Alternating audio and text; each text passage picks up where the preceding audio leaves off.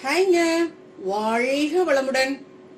அன்பானவர்களே, உங்களுடைய குழந்தையை நெருக்கமாக அணைத்து அவர்களின் கண்களுக்குள் பார்த்து அன்பை விட ஆழமான ஒரு உணர்வை அனுபவித்திருக்கிறீர்களா? ஒரு பழக்கமான உணர்வு, இந்த வாழ்க்கைக்கு முன்பே நீங்கள் அவர்களை அறிந்திருப்பது போன்ற ஒரு உணர்வு. ஏன் இந்த குழந்தை, ஏன் இந்த குறிப்பிட்ட ஆத்மா உங்களுடைய வாழ்க்கையில வந்துச்சு? இது வெறும் தற்செயலான நிகழ்வா அல்லது இதற்கு ஆழமான ஆன்மீக காரணம் ஏதேனும் இருக்கிறதா? மகான் பரமஹம்ச யோகானந்தர் சொல்றது போல, நாம் சந்திக்கும் ஆத்மாக்கள் எதுவுமே தற்செயலானது கிடையாதுங்க. குறிப்பாக நமக்கு குழந்தைகளாக வரும் ஆத்மாக்கள்ங்க. யோகானந்தர் சொல்றாருங்க, உங்களுடைய குழந்தை உங்களுடைய கர்மா அப்படிங்கிறாருங்க. இந்த எளிய வார்த்தையில அன்பு, உண்மை மற்றும் உள்ளுணர்வை தூண்டும் பல அடுக்குகள் நிரம்பி இருக்குங்க. ஒரு குழந்தை நம் வாழ்க்கைக்குள்ளார வருவது ஏதோ ஒன்றின் பிராய்ச்சித்தமா அல்லது கடவுளினுடைய ஆசீர்வாதமா, இல்ல இதற்குள் ஒரு ஆழமான புனிதமான காரணங்கள் ஏதாவது இருக்கா? இது சம்பந்தமா இந்த வீடியோல நம்ம தெரிஞ்சுக்கக்கூடிய விஷயங்கள்: கர்மாவின் பண்டைய நியதி, உறவுகளை எவ்வாறு நிர்வகிக்குது, உங்களுடைய குழந்தை உங்கள் ஆத்மாவின் பயணத்தை எவ்வாறு பிரதிபலிக்குது, மேலும் தாய்மை பேரு ஒரு மனிதனுக்கு வழங்கப்படும் மிக சக்தி வாய்ந்த ஆன்மீக பொறுப்பு ஏன் அப்படிங்கறது எல்லாத்தையும் நம்ம இதுல முழுமையா தெரிஞ்சுக்கலாங்க. உங்கள் குழந்தை மகிழ்ச்சியை தருகிறதா இல்ல சவால்களை தருகிறதா என்பதை கடந்து அவர்களுடைய வாழ்க்கை ஒரு ஆழமான நோக்கத்தை கொண்டுதாங்க இந்த பூமிக்கு வந்திருக்கு. நீங்க வெறும் குழந்தையை வளர்க்கவில்லை, நீங்கள் முன்பே அறிந்த ஒரு ஆத்மாவுடன் நடந்துகிட்டு இருக்கிறீங்க. ஒரு ஆத்மா உங்களை தேர்ந்தெடுத்திருக்கு. ஒருவேளை நீங்களும் அவர்களும் நீண்ட காலத்திற்கு முன்பே தேர்ந்தெடுக்கப்பட்டிருக்கலாம். நீங்க அவங்கள தேர்ந்தெடுத்திருக்கலாம், அவங்க உங்களை தேர்ந்தெடுத்திருக்கலாம். இந்த பயணம் குற்ற உணர்வு அல்லது தீர்ப்பு பற்றியதெல்லாம் கிடையவே கிடையாதுங்க. இது உணர்வு, ஆறுதல் மற்றும் அன்பு பற்றியதுங்க. உங்கள் குழந்தையின் வாழ்க்கையில் உள்ள ஆழமான அர்த்தத்தை புரிந்து கொள்ளும் போது எல்லாமே மாற தொடங்குங்க. குழப்பத்திலிருந்து தெளிவுக்கு, சுமையிலிருந்து ஆசீர்வாதத்திற்கு, இந்த மாதிரி மாற தொடங்குங்க. கர்மா அப்படின்னா என்னங்க? பலர் கர்மா என்ற வார்த்தையை கேட்டவுடன் தண்டனை அல்லது எதிர்மறையான ஒன்றை நினைக்கிறாங்க. ஆனால் கர்மா பழி வாங்குவது அல்லது துன்பமான ஒரு விஷயம் அப்படிங்கறதுலாம் கிடையாதுங்க. கர்மா என்பது காரணம் மற்றும் விளைவின் விதிங்க. அதாவது செயலுக்கேற்ற விளைவு அப்படின்னு சொல்லுவோம் இல்லைங்களா? நம்முடைய எண்ணம், சொல், செயல் இது பாத்தீங்கன்னா ஒரு சக்தியை உருவாக்குதுங்க. அந்த சக்தி எப்படியாவது நம்ம கிட்ட திரும்பி வந்துருதுங்க. விதைத்த விதை எப்படி மரமாகி காயாகி கனியாகுதோ அது மாதிரி இந்த விஷயங்கள், அதாவது நம்முடைய எண்ணம், சொல், செயல்களால் விதைத்த விஷயங்கள் நமக்கு திரும்பி வந்துருதுங்க. கர்மா நம்மள வெளியில தண்டிக்கிறது கிடையாதுங்க.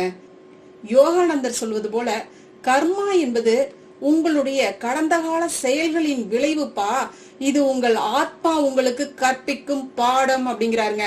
சில அனுபவங்கள் மகிழ்ச்சியாக இருக்கும்பா, சில அனுபவங்கள் வலியாக இருக்கும்பா. ஆனா அனைத்தும் ஆத்மாவின் வளர்ச்சிக்கு ரொம்பவே அவசியம்பா அப்படிங்கிறாருங்க. கர்மா நமக்கு தேவையான சூழ்நிலைகள், மக்கள் மற்றும் உறவுகளை கொண்டு வந்து நம்ம கிட்ட சேர்க்குதுங்க. அன்பானவர்களே, எல்லா உறவுகள்லயுமே தனித்துவமான உறவு எதுன்னு பாத்தீங்கன்னா பெற்றோர் மற்றும் குழந்தையின் உறவு தாங்க. மிகவும் சக்தி வாய்ந்த கர்ம இணைப்புங்க இது. குடும்பத்தின் மூலம் கர்மா விரைவாகவும் நேரடியாகவும் செயல்படுதுங்க. ஏன்னா இங்க நம்ம மிகவும் பாதிக்கப்படுறோம். அது மட்டும் இல்லைங்க, குடும்பத்துல நம்ம வெளிப்படையாக இருக்கிறோம், திறந்த மனதோடு இருக்கிறோம். அதுதாங்க விஷயம். கர்மா உங்களை காயப்படுத்துறதுக்குலாம் வரலைங்க, அது உங்களை எழுப்ப வந்திருக்குங்க. உங்கள் குழந்தை உங்களுடைய வாழ்க்கையில் நுழையும் போது அவர்கள் உங்கள் கர்ம கதையின் ஒரு பகுதியை உங்ககிட்ட கொண்டு வர்றாங்க. ஏன் குறிப்பிட்ட ஆத்மாக்கள் நமக்கு குழந்தையாக வருது? பில்லியன் கணக்குல ஆத்மாக்கள் இருக்குங்க. ஏன் இந்த குறிப்பிட்ட ஆத்மாக்கள் மட்டும் நமக்குள் உருவாகி நம் கரங்களில் தவழ்ந்து நம் வாழ்க்கைக்குள் வருதுங்க? இது தெய்வீக திட்டத்தின் தற்செயலான விஷயங்கள்லாம் கிடையாதுங்க. உங்களுக்கு குழந்தையாக வரும் ஆத்மா ஒரு சீரற்ற ஆத்மாலாம் கிடையாதுங்க. இந்த ஆத்ம பந்தம் பாத்தீங்கன்னா நாம முன்பே இணைக்கப்பட்டுள்ள ஒரு ஆற்றல் மிக்க அதிசயமான விஷயம் தாங்க. இந்த பந்தம் இந்த வாழ்க்கையில வந்திருக்கலாம், இல்ல பல வாழ்க்கையின் தொடர் பந்தங்களாக இருக்கலாங்க. நமக்கு குழந்தைகளாக வந்திருக்கக்கூடிய இவர்கள் முன்பு நமக்கு பெற்றோராக இருந்திருக்கலாம், நண்பர், காதலன், காதலி, அல்லது நம்மை காயப்படுத்திய ஒருவராக கூட இவர்கள் இருந்திருக்கலாங்க. இந்த வாழ்க்கையில அவர்கள் வேறு கதாபாத்திரத்துல வந்திருக்கிறாங்க. ஆனா இணைப்பு, இந்த பந்தம் பாத்தீங்கன்னா கர்மாவோட ஆழமாக இணைஞ்சிருக்கு. யோகானந்தர் சொல்றாருங்க, குடும்பங்கள் இரத்த சம்பந்தத்தால் மட்டும் இல்லப்பா, கர்மாவால் உருவாகுது. உங்கள் குடும்பத்தில் உள்ள ஆத்மாக்கள், குறிப்பாக உங்களுடைய குழந்தைகள் முடிக்கப்படாத பாடங்களை தீர்க்க உதவ வந்திருக்கிறார்கள் அப்படிங்கிறாருங்க. இதுல சில குழந்தைகள் நமக்கு அன்பை திருப்பி தர வந்திருக்கிறார்கள், சிலர் நம்முடைய பொறுமையை சோதிக்க வந்திருக்கிறார்கள், சிலர் முன்னாடி அவங்க பெற்ற உதவிக்காக கடனை திருப்பி செலுத்த வந்திருக்கிறாங்க, மற்றவர்கள் நம்முடைய வளர்ச்சிக்காக சவால்களை கொண்டு வந்து சேர்க்கிறாங்க. அன்பானவர்களே, நம்முடைய குழந்தையை ஒரு ஆத்மாவாக பார்க்க தொடங்கும் போது பெற்றோரினுடைய அந்த அணுகுமுறையே மாறுதுங்க. கட்டுப்பாட்டிலிருந்து ஆன்மீக கூட்டாண்மைக்கு மாறுதுங்க. நம்முடைய குழந்தைகள் பாத்தீங்கன்னா நமக்கு கற்பிக்கத்தாங்க வந்திருக்கு.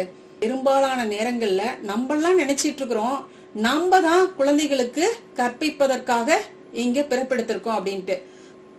ஆனா இதுல சிறிதளவு மட்டும்தான் உண்மை இருக்குன்னு யோகானந்தர் சொல்றாருங்க. உங்கள் குழந்தை உங்களுக்கு கற்பிக்க வந்துள்ளது.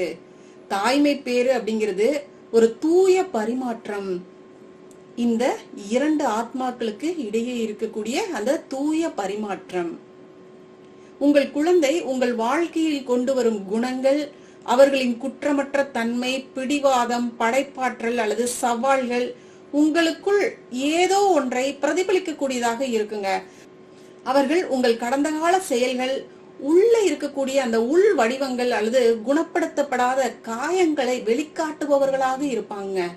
யோகானந்தர் சொல்றாருங்க, நீங்கள் உங்கள் குழந்தையின் உரிமையாளர்லாம் கிடையாதுப்பா, நீங்கள் ஒரு காவலர் மட்டும்தான். அவர்களை வழிநடத்துங்கள், ஆனால் அவர்களின் சொந்த பாதையில் நடக்க அவர்களை அனுமதித்து விடுங்கள் அப்படிங்கிறாருங்க. நான் என்னுடைய குழந்தைக்கு என்ன கற்பிக்க வேண்டும் என்று கேட்பதை விட, என் குழந்தை எனக்கு என்ன கற்பிக்க வந்துள்ளது என்று கேளுங்கள்ங்கிறாருங்க. கர்ம சுழற்சிகளை உடைக்கிறது. சில நேரங்கள்ல பெற்றோர் குழந்தை உறவு மென்மையாக இருக்காதுங்க, சுமூகமாக இருக்காதுங்க. உராய்வு, தவறான புரிதல்கள் அல்லது ஆழமான உணர்ச்சி வழிகள் எல்லாம் இருக்கலாங்க. இது ஏன் நடக்குது? இதற்கான பதில் பெரும்பாலும் கடந்த கால வாழ்க்கையிலிருந்து கொண்டு வரப்பட்ட அந்த கர்ம சுழற்சிகளின் விளைவால தாங்க இந்த மாதிரியான பிரச்சனைகள்லாம் நம்மளுடைய வாழ்க்கைக்குள்ளார மீண்டும் மீண்டும் வந்துகிட்டே இருக்குங்க. அப்ப இந்த கர்மா எப்படி மாற்றப்படுகிறது? யோகானந்தர் சொல்றாருங்க, கர்மா வருத்தம் அல்லது குற்ற உணர்வால் மாறாதுப்பா, ஆனால் தற்போதைய சரியான செயல்களால் உங்களால மாத்த முடியும் அப்படிங்கிறாருங்க. அது எப்படிப்பட்ட செயல்களாக இருக்கலாம் அப்படின்னு பாத்தீங்கன்னா, உங்கள் குழந்தைகள்ட்ட இருந்து கடுமையான வார்த்தைகள் வந்துச்சு அப்படின்னா அந்த நேரத்துல நீங்க மௌனத்தை முயற்சி பண்ணுங்கப்பா அப்படிங்கிறாரு. அங்கிருந்து தீர்ப்புகள் ஏதாவது தோணுச்சு அப்படின்னா நீங்க அந்த குழந்தைகள் மீது பச்சாபாதத்தை முயற்சி பண்ணுங்க. அங்கிருந்து பயம் கலந்த உணர்வுகள் ஏதாவது வந்துச்சு அப்படின்னா அன்பை அவர்கள்ட்ட முயற்சி பண்ணுங்கப்பா அப்படிங்கிறாரு. உங்கள் குழந்தை உங்களுக்கு ஒரு வாய்ப்பை அளிக்கிறது. இந்த முறை விஷயங்களை வித்தியாசமாக செய்வதற்கு பொறுமை, மன்னிப்பு மற்றும் உணர்வுடைய செயல்கள் ஒவ்வொரு பெற்றோரின் பகிரப்பட்ட கர்மாவை மீண்டும் எழுதுது அப்படின்னு தாங்க சொல்லணும். சிறப்பு தேவைகள் உள்ள குழந்தைகள் ஏன்? சில குழந்தைகள் சிறப்பு தேவைகளுடன் பிறக்கலாம். நோய், உணர்திறன் அல்லது வேறு சவால்களுடைய குழந்தைகள் நமக்கு வாழ்க்கையில் வந்திருக்கலாம். இது ஏன்? யோகானந்தர் சொல்றாருங்க, இத்தகைய ஆத்மாக்கள் முன்னேறிய ஆத்மாக்கள் பா, விரைவான ஆன்மீக வளர்ச்சிக்காக இந்த பாதையை தேர்ந்தெடுத்திருக்கு. அவர்களின் பெற்றோர்களும் சிறப்பு ஆத்மாக்கள் தான். இந்த புனித பயணத்தில் அவர்களுடன் நடக்க இந்த ஆத்மாவால் தேர்ந்தெடுக்கப்பட்டிருக்கு. இந்த குழந்தைகள் பெரும்பாலும் ஒரு அமைதியான தூய்மை, அவர்களின் வயதை விட அதிக ஞானம் மற்றும் இதயங்களை தொடும் ஒரு தன்மையை கொண்டுள்ளவையாக இருக்கும் அப்படிங்கிறாருங்க. பெரும்பாலும் நம்ம இவர்களெல்லாம் பார்க்கும் பொழுது ஒரு தூய்மை தன்மை அவங்க கிட்ட இருக்கிறத நம்மளால கண்டிப்பா பார்க்க முடியுங்க. வெகுளித்தனம் அப்படியே இருக்குங்க. இந்த வெகுளித்தனம் தாங்க கடவுள் தன்மை. யோகானந்தர் சொல்றாங்க, இப்படிப்பட்ட குழந்தைகள் உங்களுடைய வாழ்க்கைக்குள் வந்தால் இத நீங்க தெரிஞ்சுக்கோங்க. உங்கள் ஆத்மா மற்றும் அவர்களின் ஆத்மா ஒரு தெய்வீக காரணத்திற்காக ஒருவரை ஒருவர் தேர்ந்தெடுத்திருக்கிறது என்று தெரிஞ்சுக்குங்கப்பா அப்படிங்கிறாருங்க. இந்த கர்ம பந்தத்தின் இறுதி நோக்கம் என்னவாக இருக்கு அப்படின்னு யோகானந்தர் சொல்றாரு பாருங்க. கர்மா அப்படிங்கிறது இறுதி குறிக்கோள்லாம் கிடையாதுங்க, விடுதலை தான். யோகானந்தர் சொல்றாருங்க, கடவுள், இந்த இறை சக்தி, இந்த பிரபஞ்ச பேராற்றல் தான் உண்மையான பெற்றோர்ப்பா. நீங்கள் ஒரு பராமரிப்பாளர் மட்டும்தான். பக்தியோடு சேவை செய்யுங்க, ஆனால் துணை பற்றின்றி சரணடையுங்கள் அப்படிங்கிறாருங்க. அதாவது நாம் கட்டுப்படுத்தப்படாமல், எதிர்பார்ப்பு இல்லாமல் கொஞ்சம் தளர்த்தி விட கற்றுக்கொள்ள வேண்டும். உண்மையான அன்பு ஆத்மாவை உயர்த்துதுப்பா, அதை பறக்க அனுமதிக்குதுப்பா அப்படிங்கிறாருங்க. உங்கள் குழந்தையை ஒரு ஆத்மாவாக பார்க்கும் போது நீங்களும் ஒரு ஆத்மா என்பதை நினைவில் வச்சுக்கோங்க. பெற்றோராக இருப்பது ஒரு கடமை கிடையாது, இது ஒரு புனித பயணம் அப்படிங்கிறாருங்க. அன்பானவர்களே, இறுதியாக யோகானந்தர் அற்புதமா சொல்லியிருக்கார் பாருங்க. உங்கள் குழந்தை உங்கள் குடும்பத்தின் ஒரு பகுதி மட்டுமல்லப்பா, அவர்கள் உங்கள் ஆத்மாவினுடைய பயணத்தின் ஒரு பகுதி. அவர்கள் மகிழ்ச்சியை கொண்டு வந்தாலும் சவால்களை கொண்டு வந்தாலும் அவர்கள் ஒரு காரணத்திற்காக தான் வந்திருக்கிறாங்கப்பாங்கிறாருங்க. அன்பானவர்களே, யோகானந்தர் சொல்லக்கூடிய இந்த போதனைகளை உங்களுடைய வாழ்க்கையில அப்படியே அமைதியாக எடுத்து உள்வாங்கிக்கீங்க. உங்களுடைய குழந்தையை அன்புடன் மட்டுமில்லைங்க, உணர்வோடு அப்படியே பாருங்க. இந்த ஆத்மா எனக்கு என்ன கற்பிக்க வந்திருக்கு அப்படின்னு உள்ளூர் அமைதியா சிந்திச்சு பாருங்க. உங்களுடைய குழந்தையினுடைய அந்த செயல்கள், அவர்கள் உங்கள் மீது காட்டக்கூடிய அந்த அன்பு, பரிவு, இதையெல்லாம் அப்படியே சிந்திச்சு பார்த்தீங்க அப்படின்னா உங்களுக்கு அற்புதமான தெளிவான பதில் கிடைக்குங்க. முன்ஜென்ம பந்தம், ஏதோ ஒரு இணைப்பு, உள்ளூர நாம போட்டு வச்ச விஷயங்கள், அதற்கான பிரதிபலிப்பாக தான் நம்மளால அவங்கள பார்க்க முடியுங்க. நமக்குள்ள நிறைவேறாத ஆசைகள் நிறைய இருக்கும். அதெல்லாம் பாத்தீங்கன்னா அவர்கள் ரூபத்துல நிறைவேறிக்கிட்டே இருக்குங்க. இதெல்லாம் பார்க்கும் பொழுது நமக்கே பிரமிப்பா இருக்கும். இதுல முக்கியமான விஷயம் என்னன்னு பாத்தீங்கன்னா, நம்முடைய ஆசைகளுக்கு ஏற்பதான் அவர்கள் வளர வேண்டும். அதாவது உள்ளூர ஒரு விஷயம் நமக்கு நிறைவேறாம இருந்திருக்கும் இல்லைங்களா, அதுக்கேற்றபடிதான் அவர்களுடைய வாழ்க்கையை நம்ம கொண்டு செல்லணும், அதை அவர்கள் அடைய வேண்டும் அப்படின்னு கூட நம்ம நினைச்சிருக்க மாட்டோம்.